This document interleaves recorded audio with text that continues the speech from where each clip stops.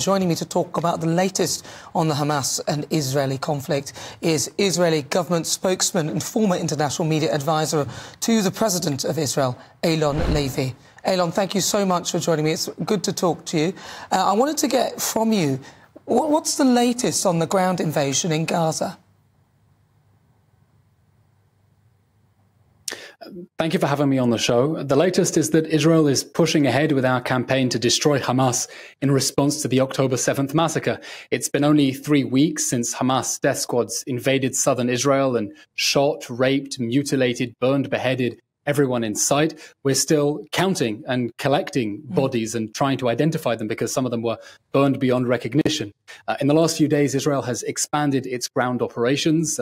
In the last 24 hours, as of this morning, Israel struck over 450 targets inside the Gaza Strip, including senior Hamas commanders, including terror tunnels. And we're expanding those ground operations because our goal in this war that Hamas has dragged us into is to totally defeat Hamas so it can never again hurt our people as it did on October 7th.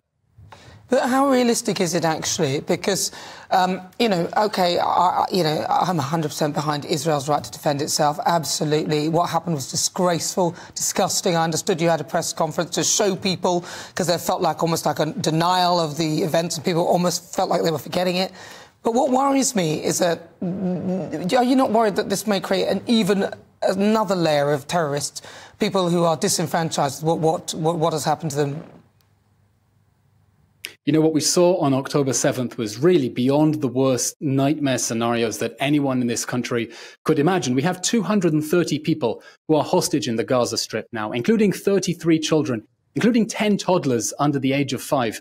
And you know what Israeli society has realized across the political spectrum, really, this is something that unites left and right, that we simply cannot live. We cannot exist as a country with a jihadi enclave on our borders, with terrorists who can invade at will. And so even people on the left of Israeli society understand that this situation cannot exist anymore. There can't be a diplomatic accommodation with a genocidal jihadi group that wants to murder us. And Hamas has to go. You know, it would be like in the UK if ISIS controlled Cornwall, for example, and used it as a base for launching invasions of the West Country and butchering everyone they can. No, I don't think the UK would stand for that. And Israel has decided, after so many rounds of conflict, so many rounds trying to deter Hamas, trying to persuade them to attack us again, after that attack, the worst terror attack in world history after 9/11, no more. No more. We can't put up with this anymore. So what about then Netanyahu then? Because I thought he was facing quite a bit of criticism in Israel for not sort of seeing the Hamas strikes initially. Have people sort of moved on from that area now? The attack took everyone in Israel by surprise. Yeah. It was a horrific shock.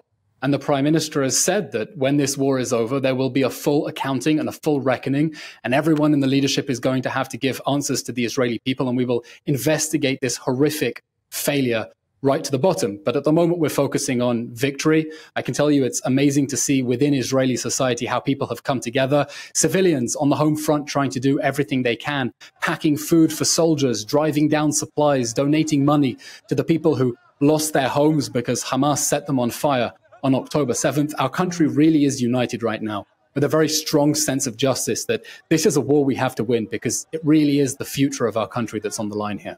So what about the civilians then in Palestine? Are they casualties of war? Is that, are people not concerned about the amount of death and destruction that will be sort of as a result of the strikes on Gaza?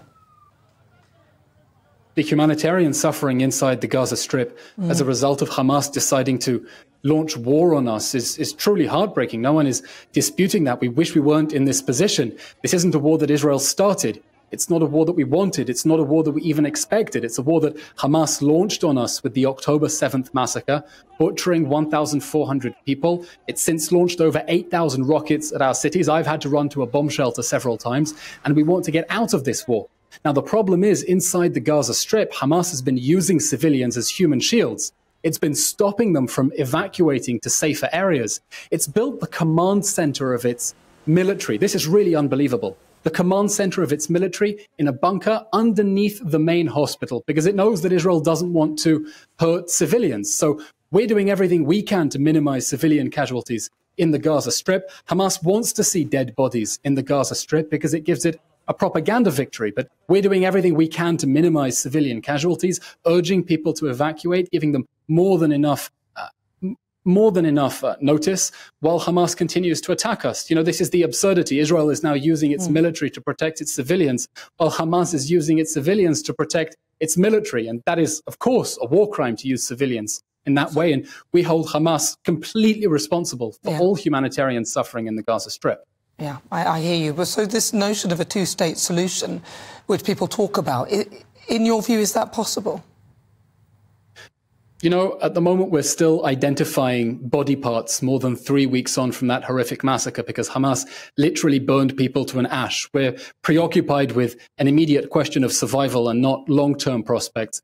But I'll tell you, in the long run, the fact that Hamas was able to use the Gaza Strip as a base to invade Israel and massacre so many people in a matter of hours is going to make a lot of people in Israel question whether it's possible to evacuate territory, whether it's possible to have a territorial withdrawal without terrorists using the West Bank as a similar base for similar atrocities against Israel. But these are questions for the future. Right now, we're focusing on defeating Hamas, defeating the jihadi organization that pulled off October 7th. And after that, after the whole world has made clear that terrorism like that cannot go unanswered, I hope we'll be able to rebuild the region in a way that will accommodate peace and security for everyone living here. Well, listen, we are praying for you, Eylon. Thank you so much for talking. Thank you very much. It's really good to have you on GB News. That is Eylon Levy. He's the Israeli government spokesman.